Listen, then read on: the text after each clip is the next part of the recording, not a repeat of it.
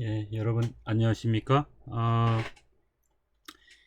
국제기구행정론 1주차 두 번째 시간 시작하도록 하겠습니다. 여러분, 지난주에 우리가 개강을 했는데 월요일 날 개강이 아니고 화요일 날부터 개강을 해서 1주차는 1시간밖에 저희가 수업을 못했죠. 그래서 월요일 날 2시간이 있기 때문에 지금 오늘 월요일 날 지금 이 녹화가 여러분께 월요일 날 5교시, 6교시로 올라갈 텐데 요번까지가 1주차입니다. 그러니까 1주차 두 번째, 세 번째 시간입니다. 50분 될 텐데 여러분, 그래서 사실은 저희가 강의실에서 만나서 수업을 하게 되면 첫 주는 강의 소개하는 거 지난 첫 시간에 했었었죠. 강의 계획서에 대한 것들, 어떻게 수업이 진행되는지, 그리고 또 교재 소개하고 또 뭐 그런 또 서로 소개하는 시간들을 갖고 이제 여러분들에게 교과목에 대한 질문, 왜 이 교과목을 신청을 했는지, 국제기구 행정론이라고 하면 여러분들이 어떤 기대를 하고 이 수업을 등록을 했는지 등등, 이렇게 해서 우리가 편안하게 한 학기를 시작하기 전에 이렇게 서로 확인하는 그런 시간들로 진행이 됩니다. 그래서 시간을 많이 갖지 않을 수도 있고 한데 지금 이렇게 동영상을 통해서 여러분을 만나야 되기 때문에 형식적으로 이 영상을 올리는 시간 분량이 있어서 또 허비하지 않고 또 시간 알차게 여러분에게 보내려고 합니다. 부득이하게 첫 번째 시간 지난 영상을 통해서 드렸던 이야기들을 반복할 수가 있을 텐데, 여러분 보시다가 반복하는 것 같으면 빨리 넘기기 있죠. 유튜브로 지금 올라가고 있기 때문에 그 부분을 건너뛰어서 여러분 필요한 것들만 확인해서 들으시면 될 것 같습니다. 이번 첫 주차는 뭐 그렇게 해도 무방할 것 같아요. 그래서 약간 좀 중복될 수도 있지만 다시 한번 정리하는 의미에서 교과목에 대해서 다시 말씀을 드리겠습니다.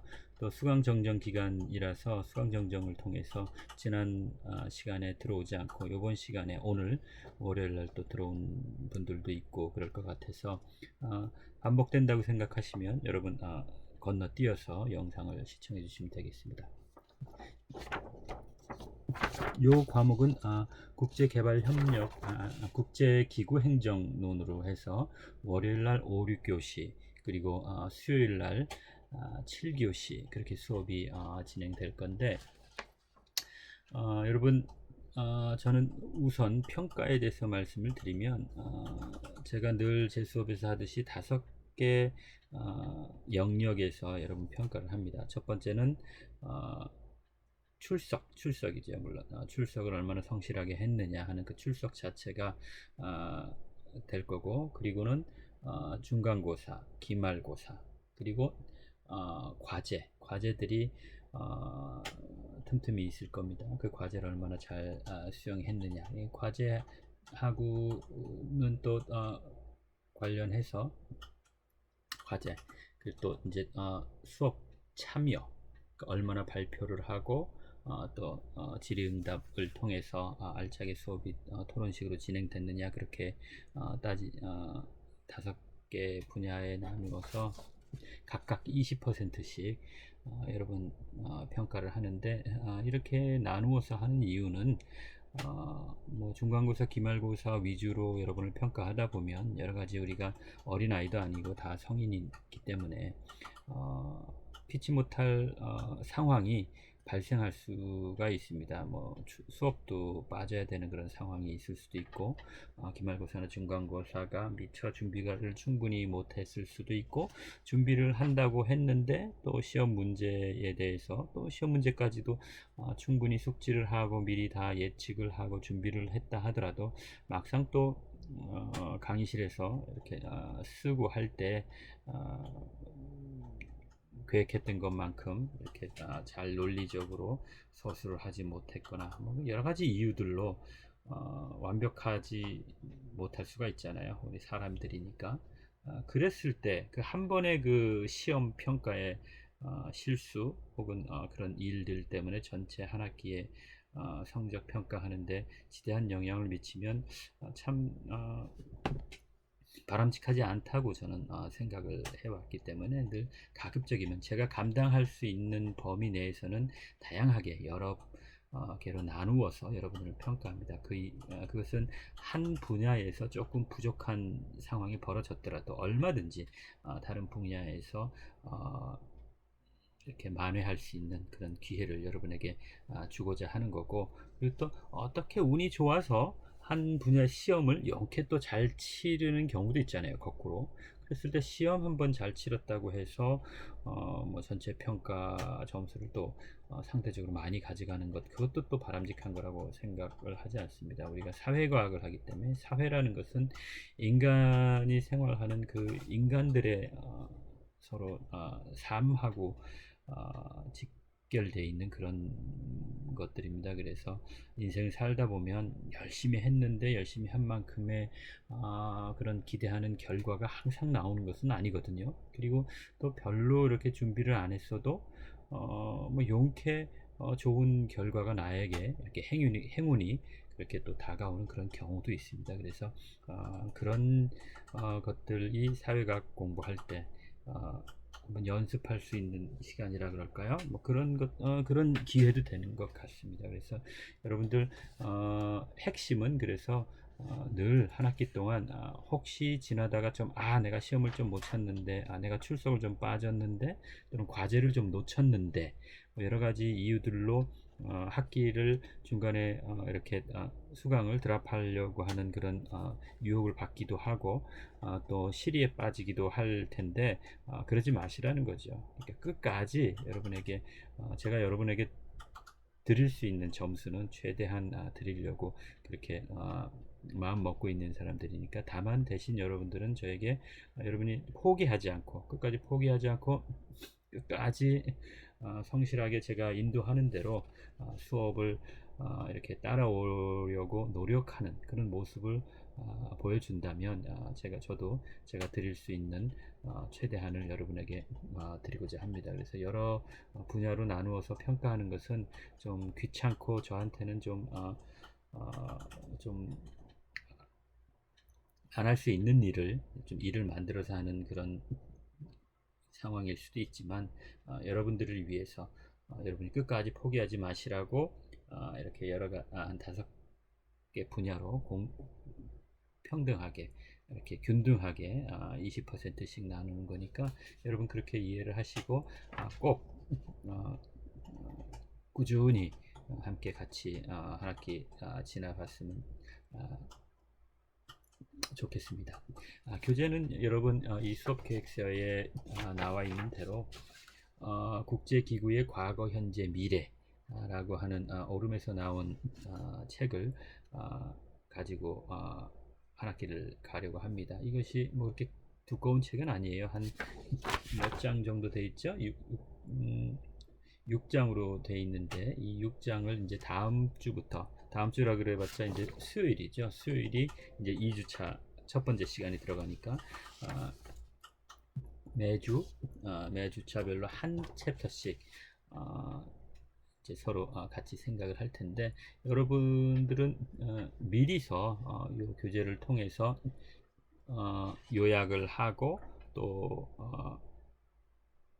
내용을 숙지하는 그런 거 그렇게 하셔야 됩니다. 그게 과제죠, 일종의. 제가 이제 과제란에다가 올리긴 할 텐데, 그러면 여러분 양에는 상관이 없습니다. 요약을 뭐 몇 페이지 몇 쪽을 하든지는 상관없습니다. 한쪽에 해도 좋고 뭐 10쪽, 20쪽으로 요약을 해도 상관은 안 하겠는데, 다만 그 요약한 것만 보고 여러분들이 그 내용을 여러분 스스로가 이렇게 발표할 수 있을 그런 정도, 스스로가 자기가 요약한 것을 보면서 발표할 내용을 주요한 내용들을 발표할 수 있을 정도, 그 정도 요약이면 충분하다고 봅니다. 그래서 여러분들이 이것을 이제 다음 주, 그러니까 수요일이 되겠죠. 수요일 수업 시간 들어오기 전에는 꼭 이 요약을 1장에 대해서 하셔서 수업을 들어오시면 되겠습니다. 그래서 그리고 또 앞 시간에서 말씀드렸지만 요약을 할 때는 반드시 그 요약 마지막 부분에 질문을 한두 개씩 꼭 같이 함께 제출하라고 그랬었죠. 질문 요약을 하면서 내용을 보면서 여러분들이 이해가 되지 않았던 부분이나 또는 여러분이 생각할 때 상당히 중요하다고 생각했던 부분, 그런 것들이 있으면 질문으로 만들어서 그것을 질문으로 해서 같이 올려주시면 되겠습니다. 다시 얘기하면 질문이 없는 요약은 다 완성된 과제가 아닌 거죠. 그러니까 그렇죠? 반드시 질문 최소한 하나씩, 한두 개 정도의 질문을 포함해서 그것을 여러분 과제란에다가 올려주시면 되겠습니다.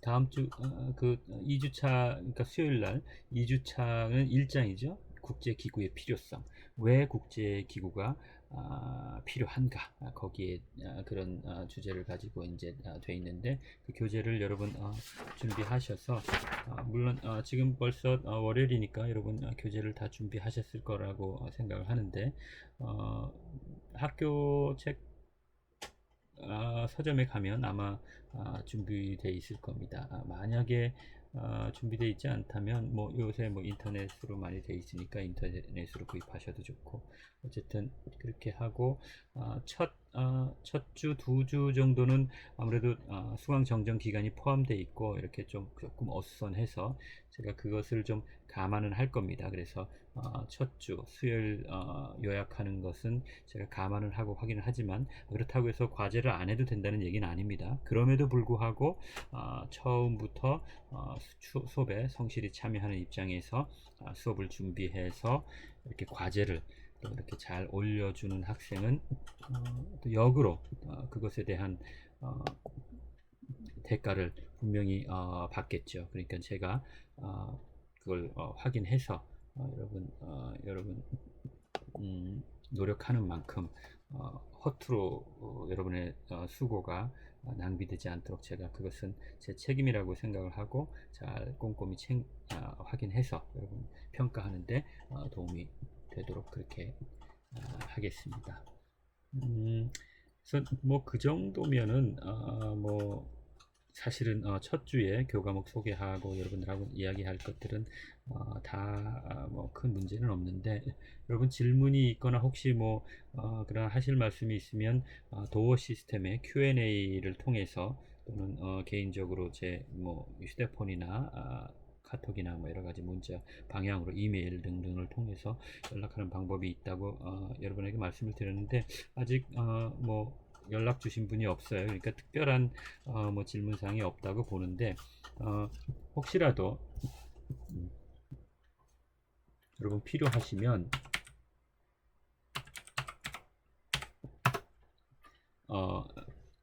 도어 시스템을 통해서 이렇게 메시지를 남겨주시면 좋겠습니다. 도어 시스템을 통해서 하는 것이 아무래도 가장 좋습니다. 여러분들이 언제든지 접근할 수 있고, 저도 거의 매일 접근을 하니까 도어 시스템에 올라와 있는 Q&A를 통해서 또 질문이나 제가 답변을 하면 거기 있는 것들은 또 다른 학우들이 같이 공유하기가 쉽잖아요. 그죠? 공유하니까 강의실 내에서 어떤 일이 이루어지는지를 서로 확인하는 것처럼 그런 효과가 있습니다. 그래서 특별한 어떤 사적인 그런 것이 아니면 거기 도어 시스템에다가 질문을 하시고 또 여러분들 뭐 코멘트 같은 것들을 올려주시면 될 것 같습니다.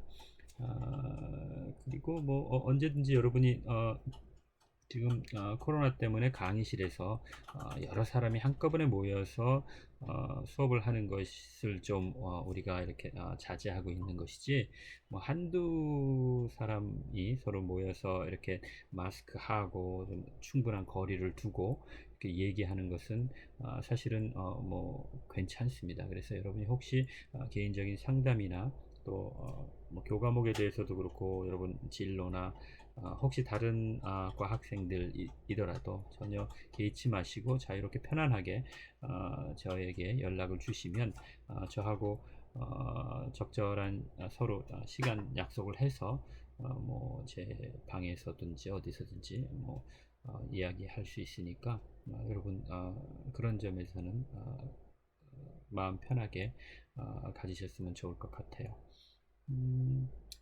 그래서 약간 오늘은 봅시다. 첫 시간이니까 좀 그런데 일단은 국제기구가 뭔가 그 얘기를 한번 해볼까요? 그러니까 아마 다음 주 그렇죠. 우리 요약 다음 주는 요약하는 게 없네요. 여러분들 그냥 편안하게 계시면 될 것 같아요.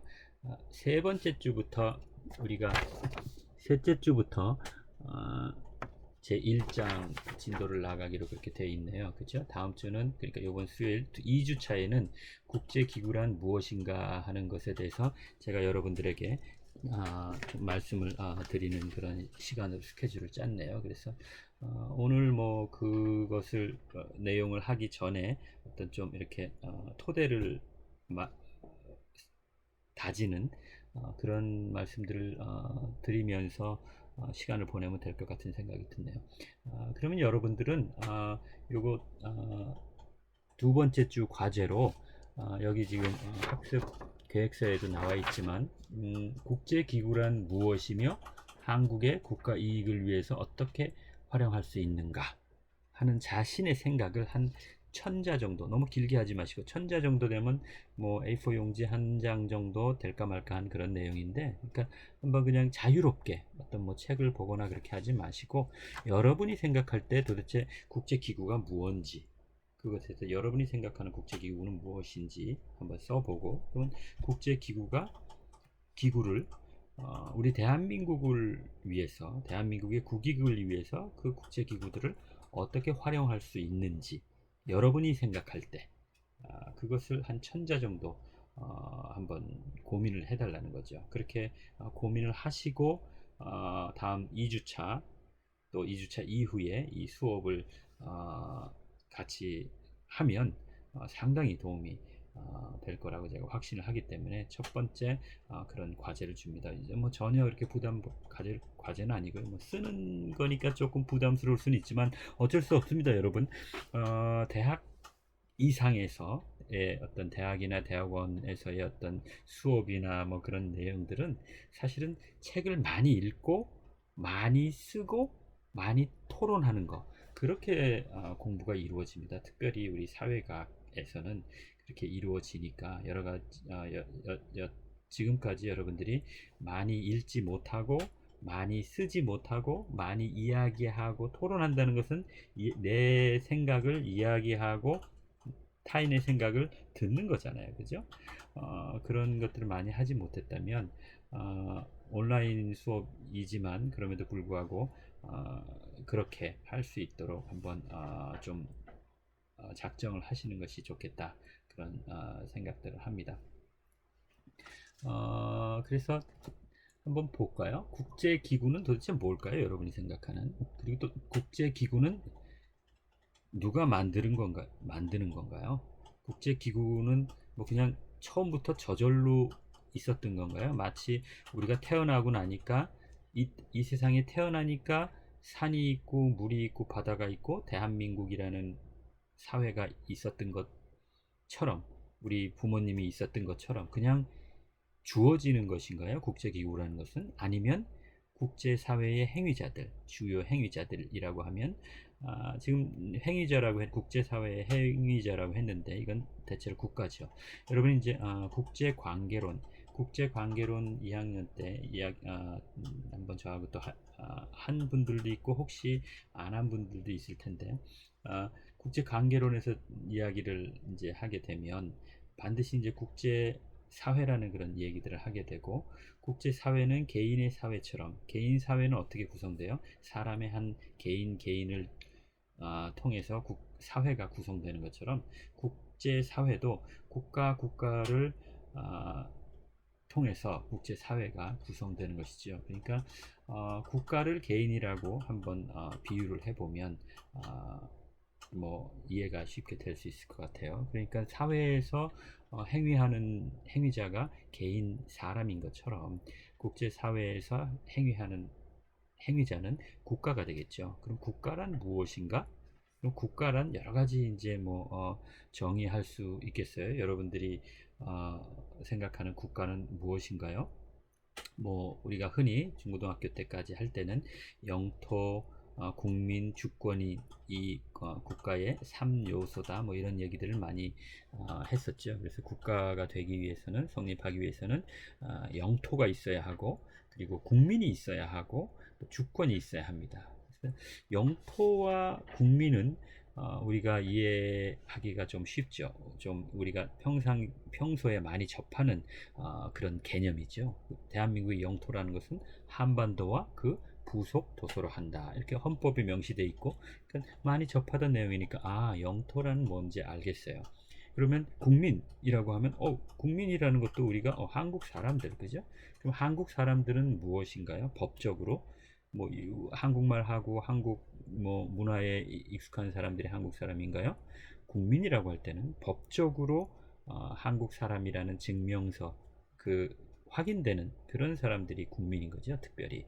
그러니까 한국말을 하고 한국 문화에 있는 사람들도 한국 민족임에도 불구하고 한국 사람이 아닌 사람들이 있죠. 그러니까 국적을 얘기하는 것입니다. 그러니까, 그죠? 그래서 국적이 있는 사람들. 그래서 국민, 영토.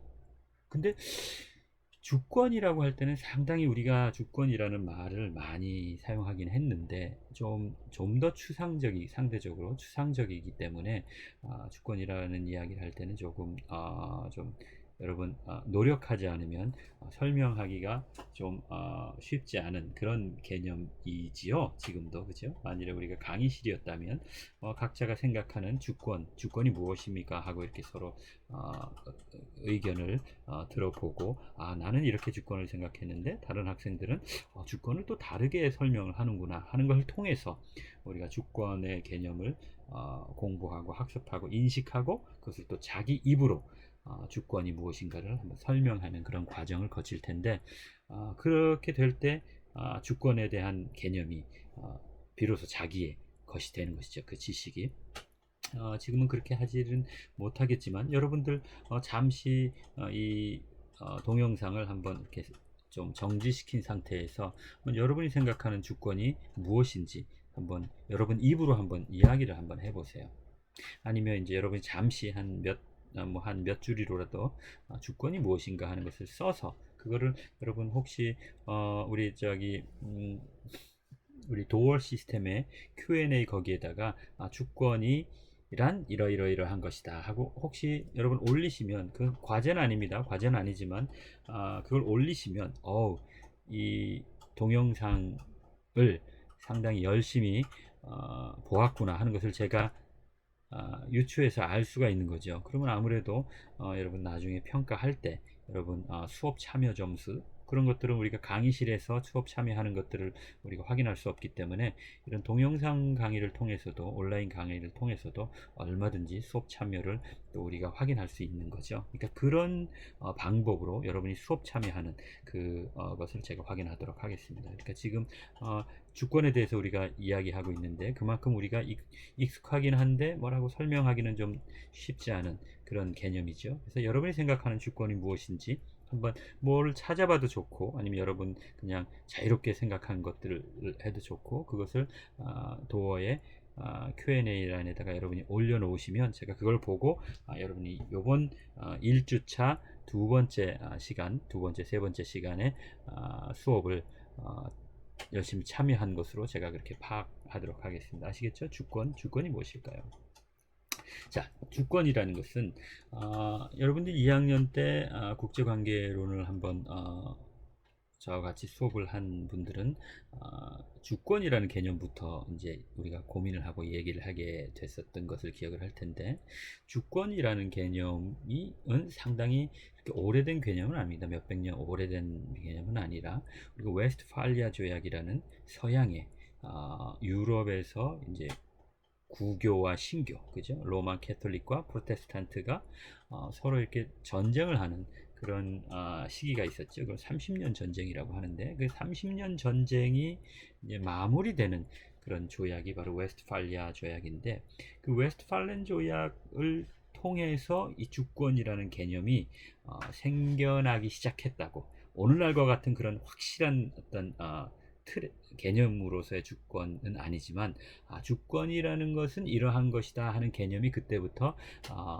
잉태되어서 이렇게 지금까지 발전해 왔다, 이렇게 생각을 합니다. 국제 관계에서는, 관계 학문에서는.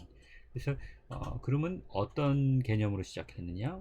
신교도와 구교도가 전쟁을 하고 끊임없는 싸움 속에서 그것을 이제 마무리하는 그 조약이 웨스트팔리아 조약인데, 여러 가지 이제 조약에 명문화된 그런 내용들이 있는데, 그 중에 우리 국제 정치를 공부하는 사람에게 중요한 것으로 주목하는 것은 바로 주권 개념인데, 뭐라고 결정을 했냐면, 전쟁의 발단이 무엇입니까? 신교도들이, 그러니까 기존의 기독교 로만 캐톨릭을 수용하지 않고 종교개혁에 의해서 새롭게 같은 기독교이지만 로마 교황이나 그런 이렇게 위계에 의한 그런 교회 중심의, 교회의 어떤 규율에 의한, 기존의 로마 카톨릭 교회의 어떤 권위에서 분리된 새로운 똑같은 기독교임에도 불구하고 그런 조직들, 그런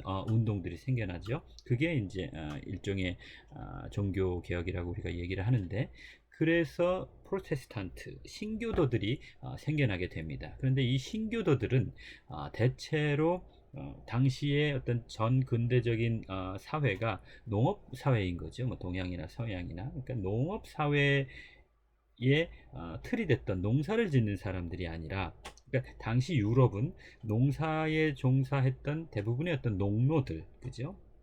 그리고 농사를 짓지 않고 그 농노들을 부리는 귀족들이 있었었죠. 그 귀족들은 장원이라고 하는 땅을 소유하게 되고, 농노들은, 보통 사람들은 그 땅에 장원에 소속되어 있는 거죠. 그래서 귀족이 A라는 땅을 소유하게 되면 그 땅에 소유된 농노까지도 다 같이 소유하게 되는 그런 개념들인데, 이제 세월이 지나고 하다 보니까 그게 이제 중세 봉건제도인데, 이 봉건제도에서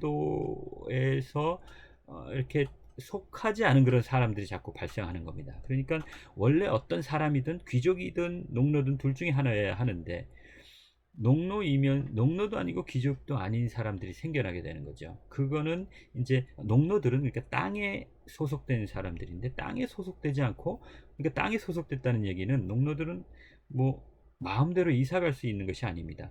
A 장원에 있으면 A 장원에만 있어야지 다른 동네로 이사 가거나 그럴 수 없는 것이죠. 땅에 구속되어 있는 사람인데, 땅에 구속되지 않은 사람들이 있는 거죠. 유럽 사람이 아니라든가, 또는 유럽 사람인데도 상업에 종사하는 사람들 중에 어떤 그런 사람들은 그 농노가 도망가 가지고 농노의 신분으로부터 이렇게 탈출해서 다시 이렇게 여러 가지 이유로 하지 않아도 되는 어떤 여러 가지 그런 탈출한 농노들도 있을 것이고, 아니면 원래 그런데 귀속되지 않은 사람들, 상업에 종사하는 사람들. 그래서 기존의 농토에, 장원에 소속되어 있지 않는 사람들이 모여 사는 그런 지역들이 발생하는 거죠. 그게 이제 주로 이제 상업 도시라는 것이 이런 것인데, 도시는 농사 짓는 지역이 아닌 거죠. 옛날이나 지금이나 그 도시에 있는 사람들은 주로 상업을 통해서 이제 생활을 하게 되는데, 이 상업을 종사하던 이 상인들은 농노와 같이 농사를 짓는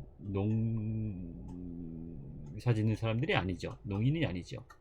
그럼 이런 사람들은 원래 그 장원 시스템에 소속되어 있지 않았던 사람이거나 아니면 또 다른 지역에서 흘러 들어와서